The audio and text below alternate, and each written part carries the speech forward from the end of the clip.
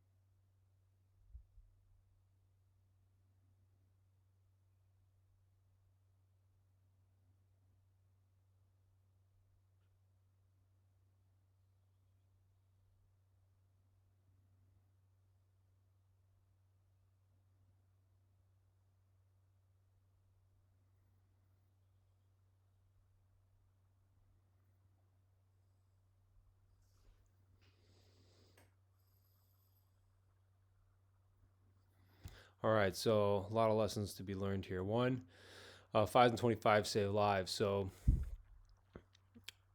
group of friends coming up, they're coming home, and then we're going to actually see this dude coming in out the driveway here. Now, very rarely do you get robbed by one person anymore. It's usually, 2, 3, 5 people. I don't know if he came from this car. This car is kind of traveling pretty fast for him to just be hopping out like that. But right here, this is attack mode. This is 100% attack mode. That if you have somebody coming in your driveway at 10 o'clock at night, you'll notice they're wearing police shirts, but this is not a cop. And if it is an undercover cop and you shoot this person, that's their freaking fault. So this right here, this is like no questions even asked. Like this is 100%, to be clear, this is self-defense right now, right here. And then especially when you see he has a rock in his hand, this is the importance of carrying a firearm with you. Like even when you're home, you're not in the clear. So he comes up with a rock in his hand. I'm surprised they just didn't beat his ass right there. Then they got his buddy coming up here. So this is a huge tactic that's being used these days. You're going to see this in a lot of videos. One guy goes and they have a guardian angel or an Overwatch type dude or chick standing out there. So you got to be aware that there's going to be more than one robber 90+% of the time. Now he comes up, flashes the gun in people's face, starts getting loud and crazy.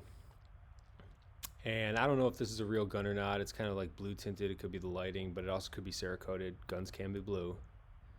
Now here's the moment where I can't believe nobody did anything, is because look at this. He literally puts the gun in his other hand here, begins throwing punches. I would have been like, all right, cool, let's bring this on, man. And then I would have definitely started, especially with this big boy, he could have just grabbed this dude from behind, started having his way with him. But they're in shock. They've never been trained for something like this before.